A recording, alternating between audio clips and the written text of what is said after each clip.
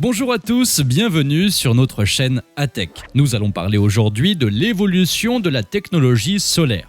Avec l'énergie éolienne, l'énergie solaire photovoltaïque est la plus répandue des énergies renouvelables. Sa croissance galopante permet à la fois de réduire les coûts et de favoriser le développement de technologies encore plus efficaces.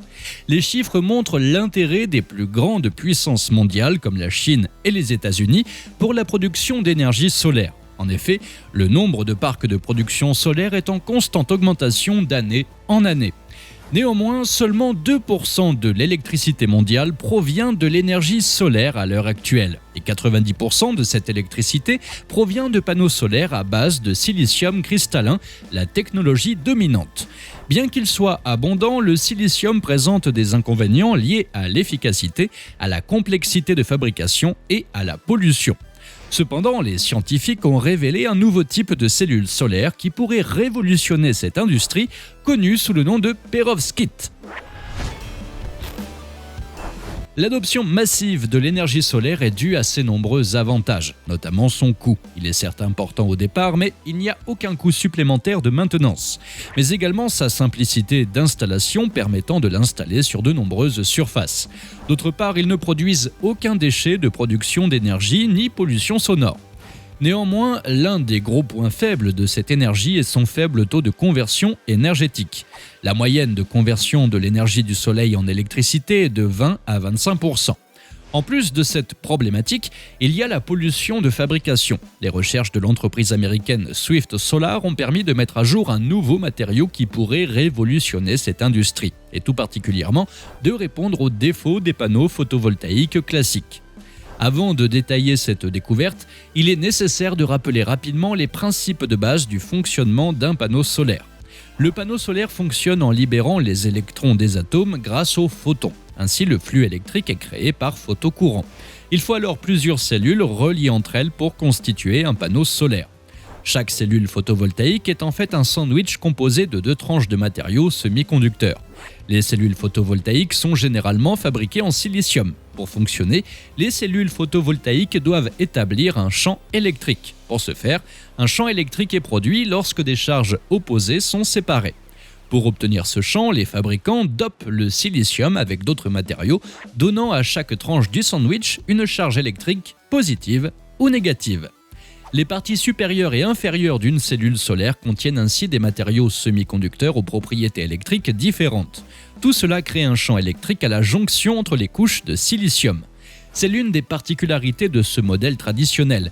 Il y a une jonction unique pour le champ électrique. Il faut savoir qu'il existe deux grandes catégories de panneaux photovoltaïques, ceux à base de plaquettes, qualifiés de première génération, et ceux à cellules à couche mince. Les panneaux solaires les plus communs, qui représentent 90% du marché, sont ceux de première génération. Ils sont le plus souvent construits en silicium.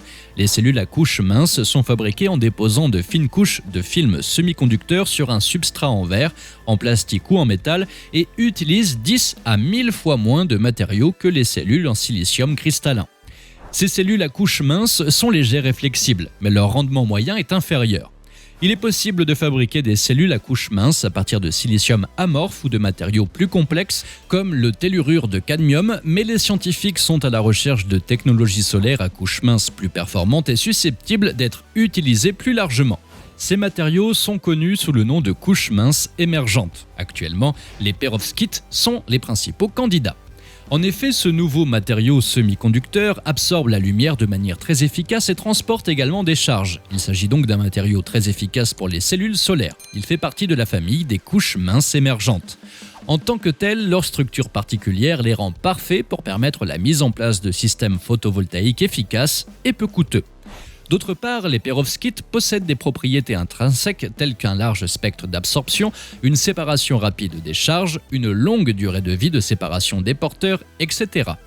Les cellules solaires perovskites sont, sans aucun doute, l'étoile montante dans le domaine du photovoltaïque. En effet, grâce à ces cellules flexibles, légères et hautement efficaces, ils pourraient ouvrir la voie à un large éventail d'applications où les cellules en silicium traditionnelles sont trop lourdes et rigides.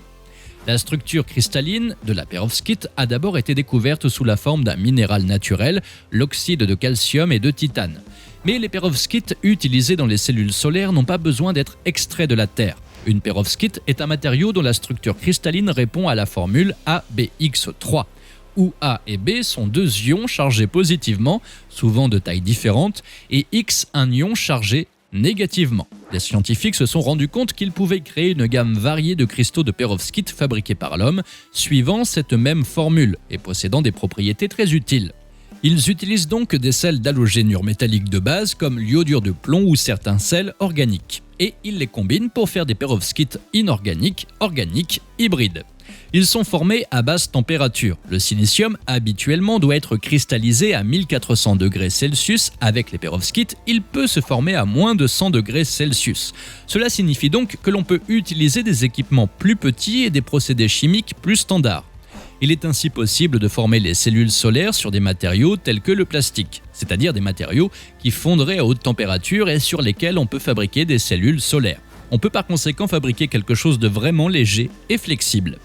Les films minces de perovskite peuvent être fabriqués en synthétisant une sorte d'encre solaire et en la chauffant doucement jusqu'à ce que les perovskites se cristallisent, tout comme les cristaux de sel émergeant de l'évaporation de l'eau de mer.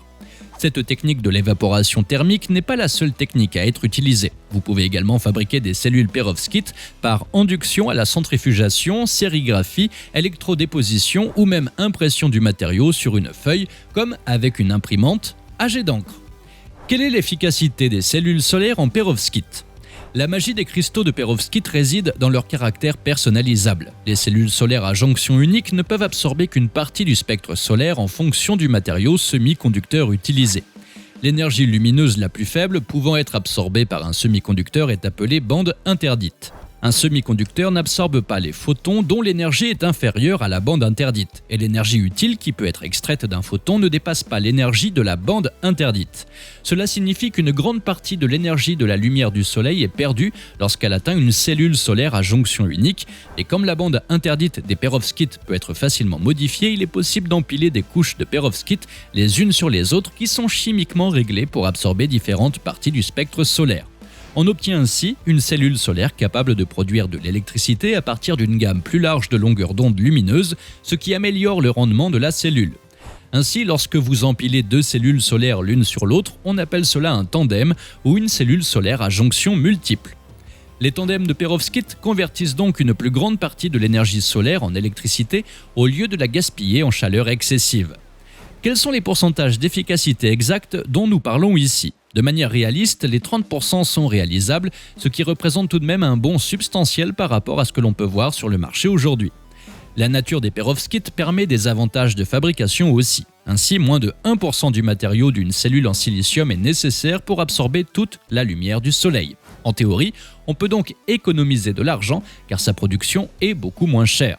Son principal point négatif est sa durée de vie qui est plus courte que les panneaux solaires traditionnels. Néanmoins, ce nouveau matériau pourrait trouver un usage intéressant dans de nombreuses industries comme les voitures, les drones, les montres solaires. Le principal problème avant la production de masse est sa stabilité. À l'heure actuelle, nous n'avons pas pu vérifier son efficacité dans le temps sous des conditions climatiques extrêmes comme la canicule.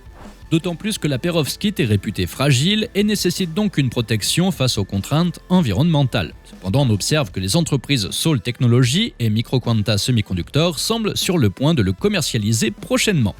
L'énergie solaire photovoltaïque est la technologie énergétique qui connaît la croissance la plus rapide dans le monde aujourd'hui et elle est l'un des principaux candidats à la production d'électricité sans carbone à l'échelle du térawatt au cours de notre vie. Cette nouveauté pourrait révolutionner ce secteur en profondeur à condition de tenir toutes ses promesses. Et voilà, nous sommes arrivés à la fin de notre sujet du jour. Si vous avez apprécié cette vidéo, laissez-nous un petit pouce bleu.